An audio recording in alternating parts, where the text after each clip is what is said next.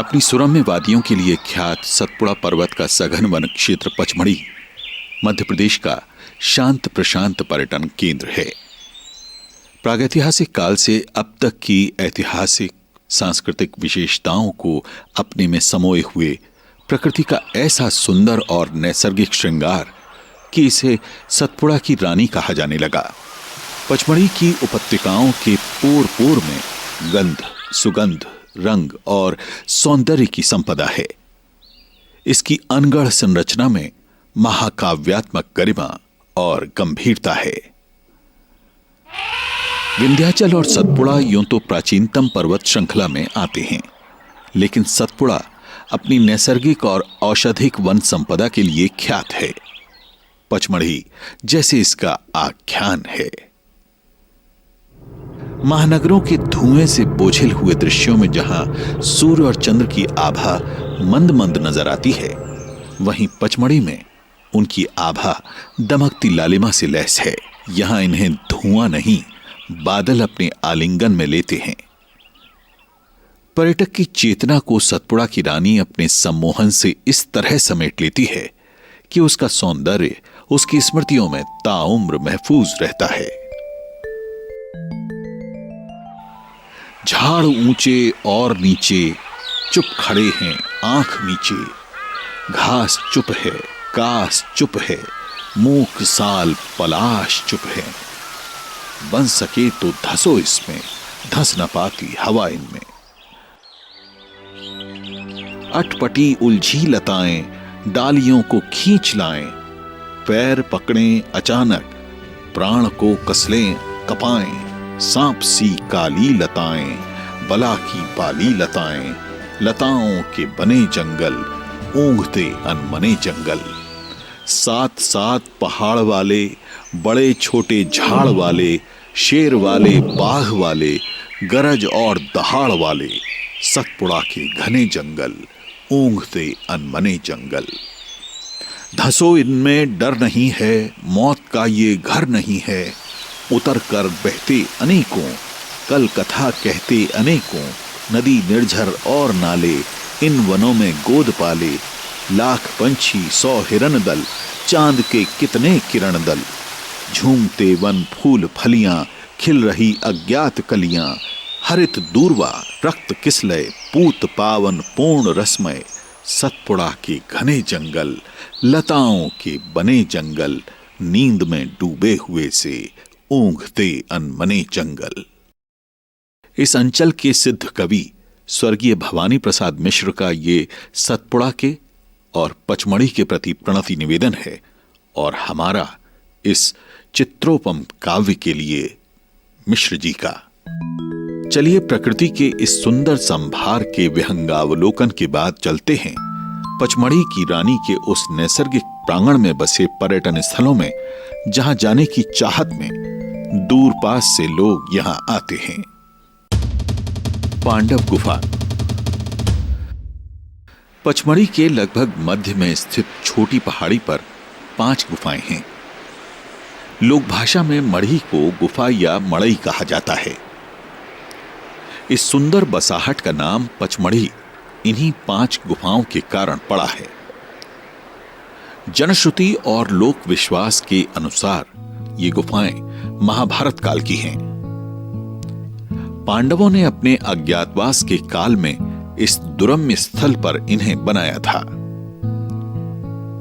बलुआ पत्थर पर चट्टानें काट कर बनाई गई इन गुफाओं के नाम युधिष्ठिर, भीम, अर्जुन, नकुल, सहदेव और द्रौपदी के नाम पर बताए जाते हैं। सबसे साफ हवादार गुफा द्रौपदी की है और सबसे अंधेरी और दुर्गम भीम की।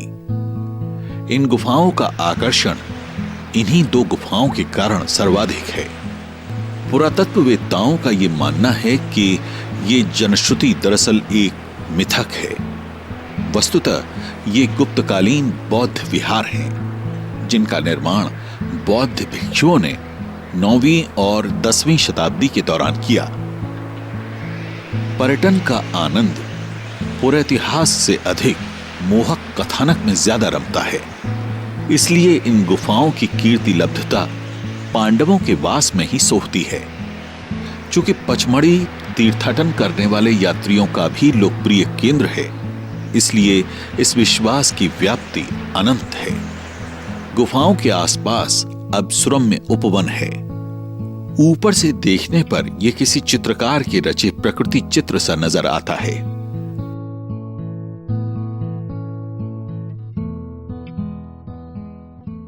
कहते हैं कि अंग्रेजों के आधिपत्य से पूर्व यहां गौंड जनजाति के राजा भावुक सिंह का अधिकार था। उनका बड़ा देव महादेव और शिव ही हैं।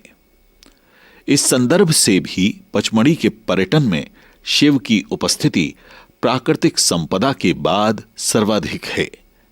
ऐसे ही दुर्लभ स्थलों में एक है जटाशंकर। पचमढ़ी से लगभग 1.5 किलोमीटर पर विचित्र किंतु सत्य किस्म की तिलस्मी गुफा का अपना आकर्षण और धार्मिक महत्व है। पर्वत का आकाश शिव की जटाओं का नजर आता है और बिना किसी प्रत्यक्ष सहारे के झूलता हुआ शिलाखंड आगंतुकों को आश्चर्यचकित करता है। गुफा के अंदर एक प्राकृतिक संरचना ऐसी है कि वो बिल्कुल शिवलिंग ही नजर आती है, इसलिए ये श्रद्धा का कारण भी है। शिवलिंग पर पहाड़ों की झीड़ से पानी की बूंदें झड़ती रहती हैं, जो शिव की स्थापना से मेल खाती हैं।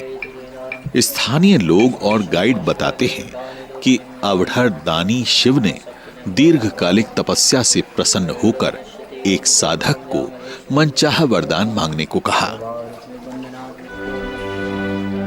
उसने मांगा कि मैं जिसके सिर पर हाथ रख दूं वो भस्म हो जाए। शिव ने उसे तथास्तु कहा। अपनी कुत्सित अभीप्साओं के कारण वो शिव को ही भस्म करने दौड़ा। कहते हैं कि शिव ने अपने को उस भस्मासुर से बचाने के लिए इसी स्थल का सहारा लिया था। बाद में विष्णु ने मोहिनी रूप धारण कर भस्मासुर से ऐसा नृत्य करवाया कि उसने अपना हाथ अपने ही सिर पर रख लिया और स्वयं भस्म हो गया। इस गुफा में कई प्राकृतिक संरचनाएं चकित करती हैं, जैसे गुफा में शेषनाग के फन का आभास कराती आकृति। ये लोक विश्वास को दृढ़ से दृढ़तर बनाती है। यहीं एक कुंड भी है जो पवित्र माना जाता है और श्रद्धालु यहां डुबकी लगाने का लोभ संवरण नहीं कर पाते। जटाशंकर की यात्रा पर्यटक को इंद्रजालिक रहस्य और आस्थावानों को तीर्थाटन का आनंद प्रदान करती है। इस स्थल का दुर्गम पथ खड़ी चट्टानों के पहाड़ों और दुर्लभ वनस्पतियों वृक्षों से आच्छादित है, जो थके हारे यात्रियों को चकित भी करता है और विश्रांति का सुख भी देता है। ये प्रकृति देवी का आवास भी है और आस्था का केंद्र भी।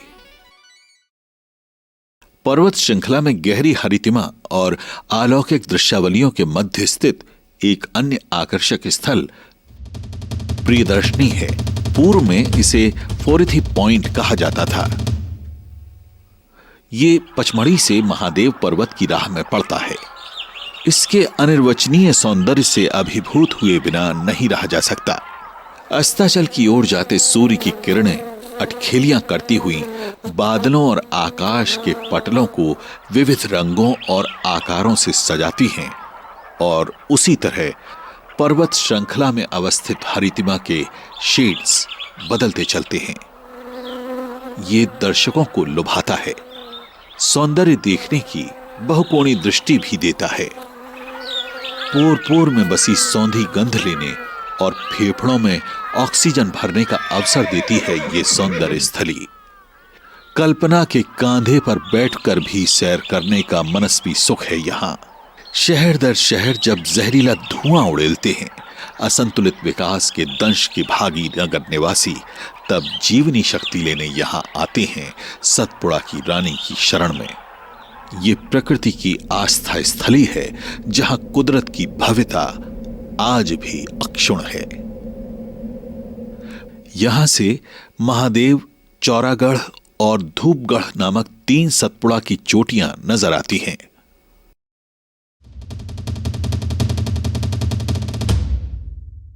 पचमढ़ी से 12 किलोमीटर की दूरी पर महादेव पहाड़ी के तल में अवस्थित महादेव गुफा में महादेव मंदिर है।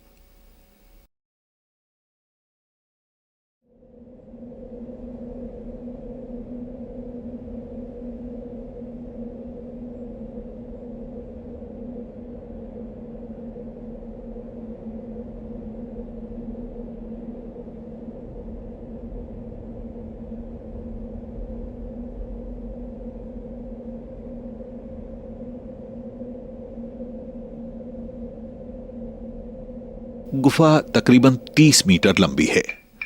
यहां सदैव नीर निधि उपलब्ध है। पानी बहता ही रहता है। आस्था के कारण ही तो पानी जल कहलाता है। इसका मार्ग भी दुर्गम है। यहां भी भस्मासुर से शिव के छिपने की कथा बताई जाती है। गुफा का शिवलिंग श्रद्धा का केंद्र है।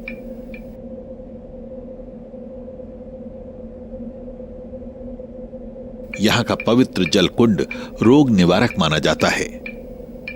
पुजारी बताते हैं कि पानी पर्वत से आता है, जो अपने साथ कई जड़ों, जड़ियों और खनिजों के उपचारिक तत्व अपने में समो कर लाता है।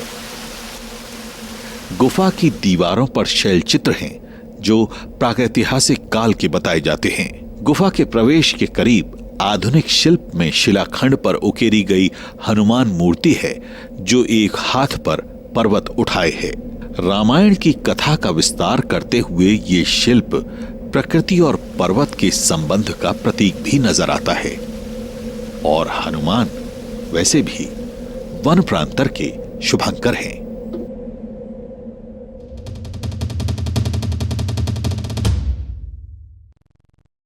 स्वतंत्र भारत के प्रथम राष्ट्रपति डॉक्टर राजेंद्र प्रसाद का ये प्रिय पर्यटन स्थल है, जो एक पहाड़ी की शक्ल में है। यहां की दृश्यावलियां नयनाभिराम हैं। इन्हीं विशेषताओं के चलते डॉक्टर राजेंद्र प्रसाद यहां बार बार आए। चतुर्दित दृश्यावलियों के मान से इस स्थान का महत्व बहुत है।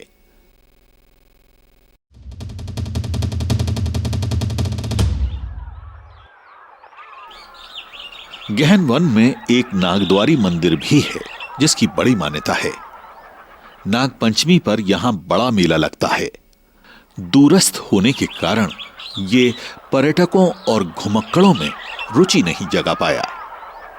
चौरागढ़ का आकर्षण और मान्यता का अनुमान इससे लगाया जा सकता है कि श्रद्धालु महादेव से 4 किलोमीटर खड़ी चढ़ाई चढ़कर चौरागढ़ पहुंचते हैं।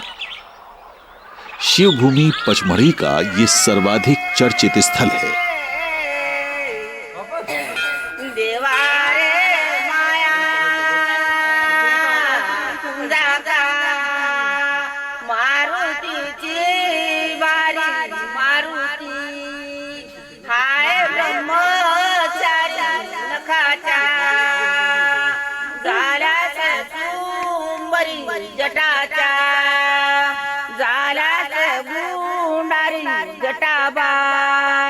लोंबे बुंबे वरी गऱ्यामध्ये नागाची गुंडारी गंगा काय शोभे चिरावरी गंगा काय बहु लांब गेली त्यात काय नगरच्या नगर नारी नगरच्या नगर नारी न गंगा शोभे चिरावरी हरबला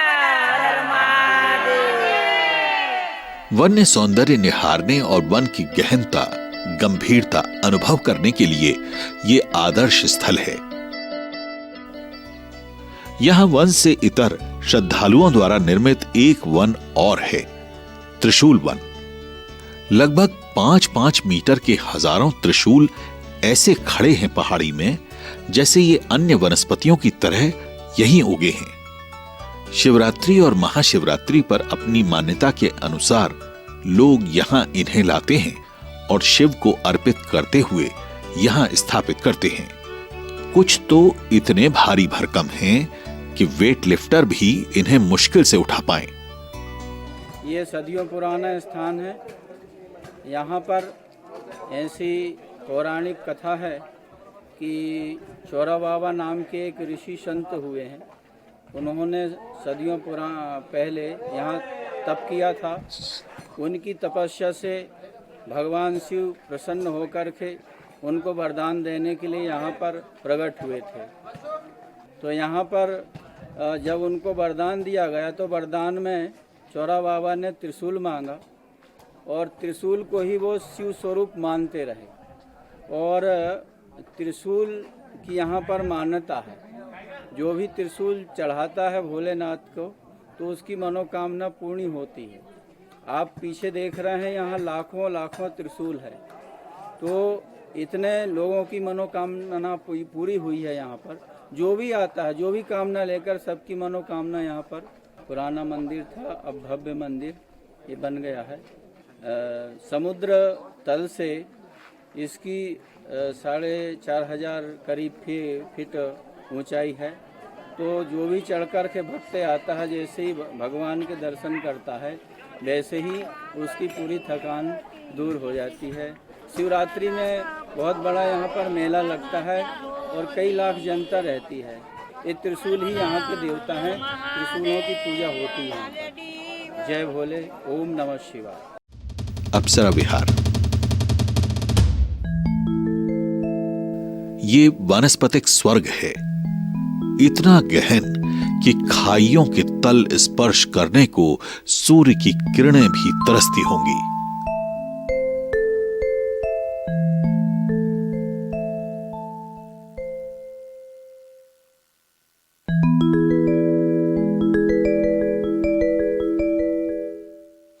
ये सुरम्य पर्यटन केंद्र है। इसे पहले फेरी पूल के नाम से जाना जाता था। अंग्रेजों के जमाने में यह ब्रिटिश महिलाओं का लोकप्रिय स्नान स्थल था। काले गोंड और कोरकुओं को उनका नहाना, तैरना परियों की अटखेलियों जैसा लगता था। स्नान कुंड को तब उन्होंने परी ताल कहना शुरू किया। बाद में प्रशासन ने इसका नाम तत्सम भाषा में अप्सरा विहार कर दिया। लगभग 30 फीट ऊंचे झरने से यह ताल बनता है। ज्यादा गहरा नहीं है, पचमढ़ी का सबसे सुंदर ताल है ये बहुकोणीय घाटी है। यहां वेग से छलछलाती हुई जलधारा आंखों को, मन को सुख देते दृश्य रचते हुए अप्सरा कुंड में विलीन होती है। पानी का आडोलन विलोडन पर्यटकों को लुभाता है। रजत प्रपात पूर्व में बिग फॉल नाम से प्रचारित रहा। रजत प्रपात यहां कत्थई धूसर चट्टानों और गहरे हरे गिरी गह्वरों के बीच गिरती जलधार बिल्कुल चांदी की धार जैसा सौंदर्य बोध देती है। इसकी रजत जलराशि से अप्सरा कुंड भी समृद्ध होता है। इसके ऊपरी हिस्से से सतपुड़ा पर्वत श्रृंखला की हरितमा के विविध रूप रंग दिखते हैं। इसके अतिरिक्त सघन वन में वनश्री विहार, पेंसी पूल, संगम, फुलर्स कुंड, वाटर मीट हैं, जो मनोहारी तो बहुत हैं, लेकिन वहां तक पहुंचना कठिन और बहुत श्रम साध्य है। हांडी खोह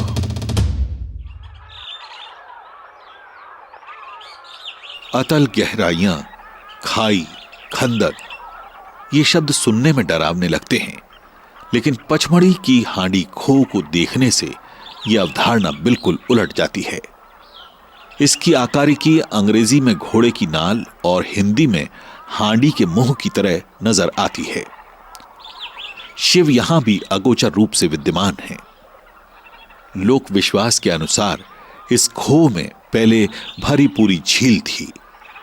एक अग्निवर्षी राक्षस कहीं से आ गया और उसने स्थानीय वनवासियों को आतंकित और प्रताड़ित करना शुरू किया। आदिजनों की प्रार्थना पर शिव ने धर्म युद्ध कर उसका संहार किया।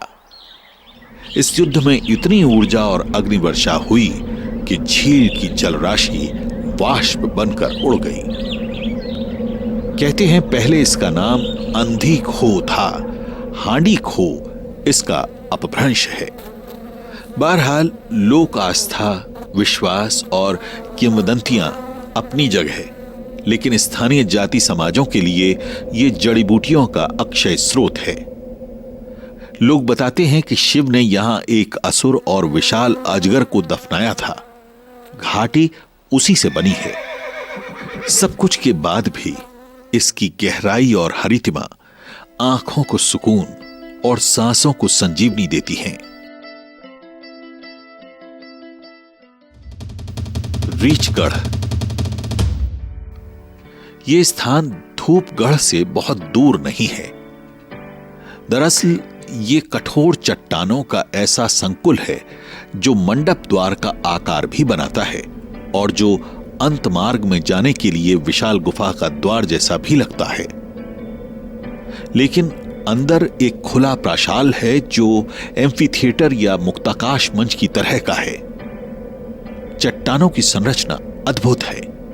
दिलचस्प है कि यहां प्रवेश और निर्गम के उभयपक्षी मार्ग हैं। मध्य भाग में मंच जैसा उन्नत शिलाखंड है जिसके आसपास छोटी छोटी गुफाएं हैं, बिल्कुल रंग सज्जा स्थल या ग्रीन रूम की तरह। लोग कहते हैं कि इसका नाम रीछगढ़ इसलिए पड़ा कि यहां बहुतायत से रीछ पाए जाते थे और ये गुफाएं भी उन्हीं की हैं। यहां मुख्य मार्ग से पैदल चलकर भी पहुंचा जा सकता है।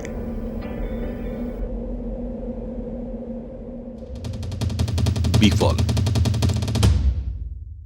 एक एक से अनेक धार रचने और टप्पा गायकी जैसा ध्वन्यलोक रचने वाला बीफॉल, जिसे नया नाम मिला है जमुना प्रपात।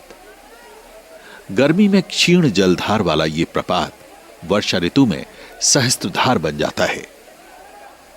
टप्पा खाकर उछलती बूंदें आनंददायी झिलमिल पैदा करती हैं। ये सब टप्पेदार सीढ़ियों पर जलावतरण से संभव होता है और सौंदर्य अनंत विस्तार पाता है। अनुपम दृश्य बिंबों वाला ये जलप्रपात पर्यटकों में सर्वाधिक लोकप्रिय जल क्रीड़ा स्थल है। विविध धाराओं को अपने में समोने वाले छोटे बड़े ताल अपने रंग रूप आकार में भिन्न हैं।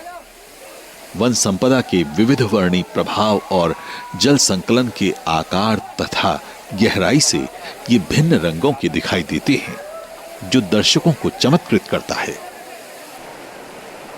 पचमढ़ी का ये जल स्रोत भी है और जल का अक्षय कोश भी। पचमढ़ी के आसपास सतपुड़ा के ऐसे अनेक स्थल हैं जहां प्राकृतिक सौंदर्य को अनावृत रूप में निहारा जा सकता है। ऐसा ही एक स्थल है धूपगढ़। यह सतपुड़ा श्रृंखला की सबसे ऊंची चोटी है। पचमढ़ी से 10 किलोमीटर दूरी पर स्थित धूपगढ़ की ऊंचाई समुद्र तल से 1352 मीटर है। इसकी आकृति आयताकार है। इसके 2 ध्रुव हैं, एक पूर्व की ओर और दूसरा पश्चिम की ओर। यहां सूर्योदय और सूर्यास्त को देखा जाता है। सूर्योदय और सूर्यास्त के ऐसे मनोरम दृश्य अन्य कहीं नहीं हैं। इन्हें देखते वक्त आसमान की रंग छटाओं और सूर्य के परिवर्तित रूप रंग को दिल में उतारने का अवसर तो है ही, लेकिन साथ साथ वन संपदा को अपने विपुल, विराट और सुंदरतम रूप में निहारने का अवसर भी है। पर्यटक को जाते वक्त स्वागत और लौटते वक्त विदा की तरह का अपनापन देती है। यूं तो सतपुड़ा की रानी पचमढ़ी हर मौसम में अपने रूप रंग बदलती रहती है, लेकिन वर्षा ऋतु में तो ये अष्टयाम श्रृंगार करती है। क्षण क्षण परिवर्तित सौंदर्य और श्रृंगार का छायांकन संभव नहीं है, क्योंकि इस क्षण का जो सौंदर्य है वो अगले क्षण बदल जाता है। बादलों का रक्स ऐसा समा बांधता है कि लगता है मानो किसी मायावी शक्ति से मेघालय यहां अवतरित हो गया हो।